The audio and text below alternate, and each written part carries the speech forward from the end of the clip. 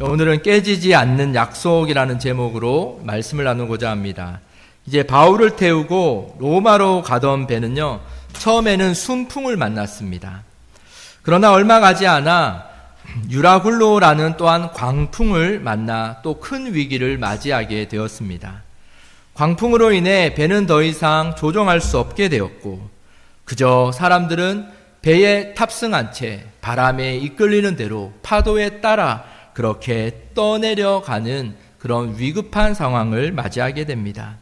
이때의 심정을 우리가 읽지 않았지만 20절에는 이렇게 말합니다. 여러 날 동안 해도 별도 보이지 아니하고 큰 광풍이 그대로 있음에 구원의 여망마저 없어졌더라 라고 그때의 심정을 표현합니다. 희망마저 사라진 상황입니다. 우리가 무엇인가라도 조금이라도 할 수 있다면 우리는 희망을 가질 것입니다. 우리가 뭐가 부족해도 불가능할 것 같아도 우리가 조금이라도 뭔가를 우리 힘으로 할 수 있다면 우리는 희망을 가질 수 있죠. 그러나 지금은 아무런 것도 할 수 없는 상황입니다. 큰 광풍에 나름대로 그 광풍에서 벗어나려 힘쓰고 애썼지만 그들은 더 이상 아무것도 할 수 없는 그저 파도에 바람에 맡겨 떠내려가는 그런 처지를 맞이하고 되었죠. 이때에 모든 사람들은 희망을 내려놓았습니다. 그때에 하나님은 바울에게 하나님의 사자를 보내 말씀하십니다. 생명에는 아무런 손상이 없을 것이다 라고 말씀하셨습니다. 바울은요, 우리가 이 성경을 보면 바울은 자신의 경험과 자신의 감정을 믿지 않았습니다. 바울은 눈에 보이는 현실을 또한 신뢰하지 않았습니다. 바울이 신뢰했던 것은 비록 눈에 보이지 않지만 하나님의 그 말씀, 하나님의 약속을 신뢰했습니다. 바울은 하나님보다 앞서 나가 이것이 하나님의 뜻이겠지 하며 그것들을 신뢰하지 않았습니다. 분명히 하나님이 자신에게 말씀하신 그 말씀만을 신뢰하는 모습을 바울은 한결같이 우리에게 보여줍니다. 사실 참된 신앙은 우리의 현실보다 또는 우리 자신의 감정과 경험보다 그것보다 하나님의 약속인 하나님의 성경 그 말씀을 믿는 것이 참된 신앙입니다.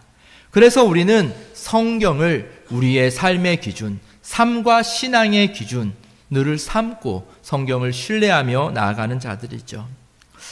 이런 하나님의 말씀이 있었기에 도저히 해도 보이지 않고 별도 보이지 않고 아무런 희망이 없는 절망스러운 상황 가운데 바울은 사람들 앞에서 하나님의 말씀, 그 약속을 담대하게 선포합니다. 바울은 하나님이 내게 말씀하신 그대로 될 것이다 라는 믿음으로 그들에게 우리의 생명에는 손상이 없을 것이다 라고 하나님이 말씀하셨다라고 담대히 선포했죠. 그러나 바울의 선포임에도 불구하고 시간은 흘러갔습니다. 그렇게 시간이 한 열흘쯤 흘렀을 때에 열흘이 넘는 시간이 지나자 사공들은 물이 얕아진다라는 것을 느끼게 됩니다. 사공들은 베테랑이었기 때문에 점점 수심이 낮아지고 있다라는 것을 느끼게 되죠. 이것을 깨달은 사공들은 어떻게 합니까? 거룻배를 내리고 몰래 자신들은 도망하려고 합니다. 그때 바울은 또한 이렇게 외치죠. 이 사람들의 배에 있지 아니하면 너희가 구원을 얻지 못하리라. 바울은 저 사람이 치사하게 저 사람이 자기들만 살려고 자기들만 도망간다라고 그런 의미에서 이 말을 한 것이 아닙니다. 왜냐하면 하나님의 약속이 이 배에 있을 때에 가장 안전하고 모두가 구원을 받을 것이다 라는 약속이 있었기 때문에요. 지금 이 배의 상황은 이 배에서 오히려 탈출하는 것이 오히려 생명을 건지고 구원받을 것 같은 상황입니다. 그 배사공들에게는 기회가 온 것이죠. 수심이 얕다라는 것은 전문가들이 아니면 깨닫지 못하는 그런 상황에 자신들은 깨닫고 이제 마지막 희망이라 할 수 있는 거룻배, 지금으로 말하면 구명정 같은 이런 배를 내리어 자신들은 몰래 도망가려고 했던 것이죠. 그런데 이 바울의 말로 인하여 자신들의 희망처럼 보였던 그 거룻배마저 모두 끊겨져 버리게 되죠. 이제 정말 인간적으로 보면 끝입니다. 수심이 얕은 곳이 수심이 얕아지는 것을 보고 거룻배를 타고 도망하려고 했다라는 것은요, 수심이 얕아지면 오히려 안전한 곳이 아닙니다. 오히려 수심이 얕은 곳에서는 암초나 이런 것들에 의해서 배가 충격을 받기가 쉽죠. 이렇게 배가 부딪히면 배는 바다 한가운데 가라앉을 수밖에 없습니다. 그렇기에 오히려 더 위험한 상황이었던 것입니다. 이때에 이 사람들의 마음이, 심정이 어땠을까요?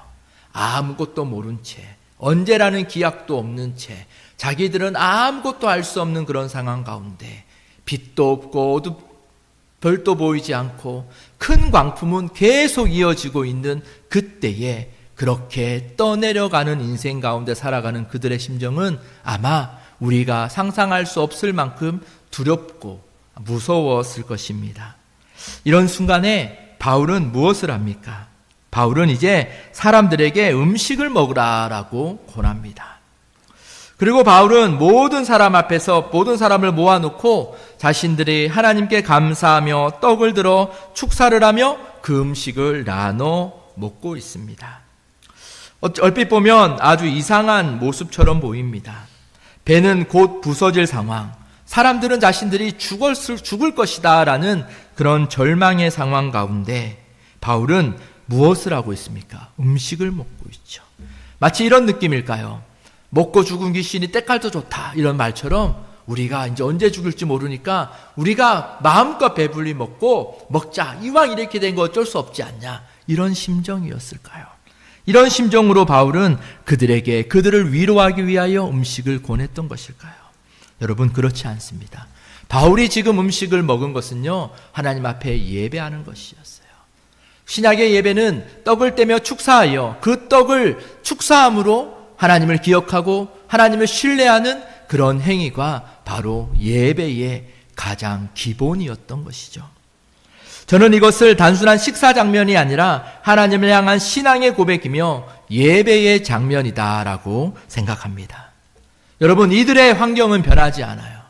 이렇게 예배를 드린다고 우리는 막 예배를 드리면 갑자기 폭풍이 먹고 일이 막 해결되고 갑자기 뭔가 다 좋아질 것 같은 이런 상황을 우리는 기대합니다. 그런데 오늘 바울의 상황은 어떻습니까? 여전히 그의 환경은 변하지 않아요. 폭풍도 끝나지 않았습니다. 여전히 배는 위험한 상태입니다. 그런데 이상한 것은 이렇게 축사하고 떡을 나누고, 즉 예배한 후 사람들의 마음이 달라졌다라는 겁니다. 오늘 말씀 36절에 보면 그들도 다 안심하고 받아 먹으니라고 말합니다. 상황이 그들에게 안심을 준 것이 아니에요. 환경에 어떠한 위로가 그들에게 안심을 준 것이 아닙니다. 배가 불러서 안심한 것도 아니에요. 그들에게 안심을 준 것은, 참 평안을 준 것은 바로 하나님 앞에 드린 그 예배였다라는 겁니다. 여러분, 그렇기에 우리는 예배의 자리를 사모하는 자들이 되어야 됩니다. 그렇게 여러분, 우리는 우리의 삶에서 예배의 삶들을 우리는 이어가야 합니다. 왜? 그것이 우리에게 참 평안을 주고 우리의 중심을 잡아주기 때문입니다. 사랑하는 여러분, 하나님께서는 예배를 자기 자신을 위해서 만드신 것이 아닙니다. 예배를 통하여 하나님이 막 기뻐하시고 예배를 통하여 하나님이 뭔가 받으시려고 위하여 그런 이유로 예배를 우리에게 허락한 것이 아니에요. 예배는 우리들을 위해서 주셨다라는 것을 기억하십시오. 우리는 종종 예배를 하나님께 무엇인가를 드리는 것으로 우리는 생각합니다. 물론 이 예배는 우리의 찬양과 우리의 영광을 하나님께 올려드리는 것이죠.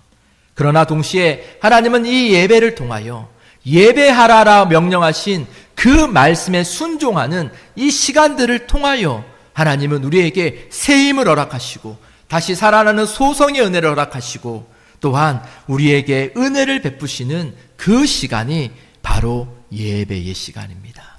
그렇기에 예배가 어떠한 형식을 가지고 예배가 어떠한 화려함이 있고 때로는 예배가 어떠한 부족함이 있든 그것은 사실 큰 문제는 되지 않아요.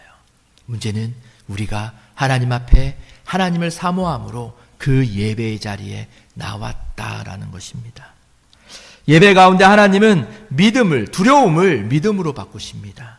그 불안함과 그 두려움을 안심함으로, 평안함으로 바꾸어 주십니다. 절망을 소망으로 바꾸십니다. 지친 영혼들을 새롭게 하심으로 예배를 사용하시죠.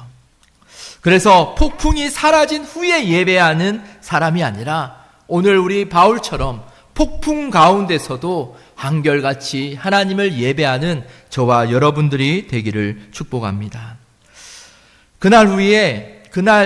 그 후에 날이 셀 때에 어느 땅인지 알지 못해도 육지를 보게 됩니다.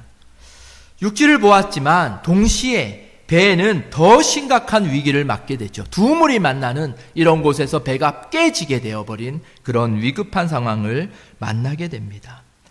마치 오늘 이 장면들을 보면요, 하나님의 약속은 선포되었지만 그 약속, 그 현실은 더 큰 위기들로 계속 위기와 위기를 만나는 장면을 오늘 우리는 볼 수 있죠.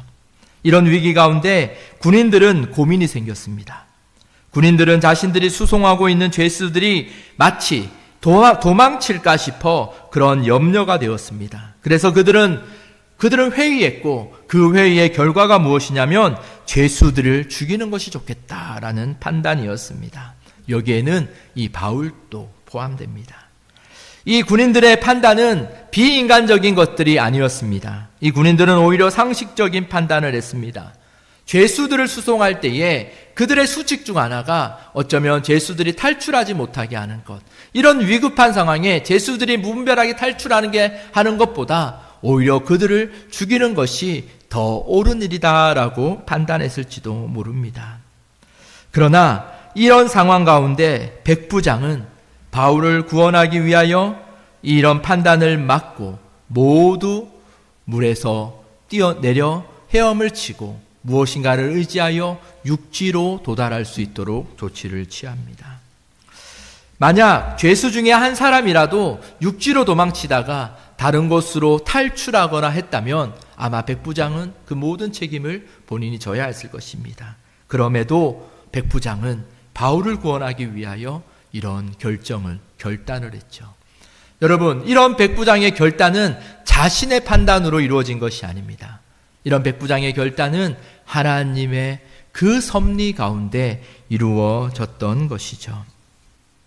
오늘 말씀을 보며 저는 두 가지 마음이 생각이 났습니다. 첫째는 부르심을 입은 자에게 모든 것이 협력하여 선을 이루시느니라 라는 로마서 말씀이 생각났습니다. 바울의 투옥과 바울의 만남과 바울이 로마로 가는 여정과 그 길 가운데 이루어지는 모든 결정들과 이 모든 것들이 하나님의 구원의 계획을 향하여 그 성취를 향하여 가고 있음을 느낄 수 있었습니다.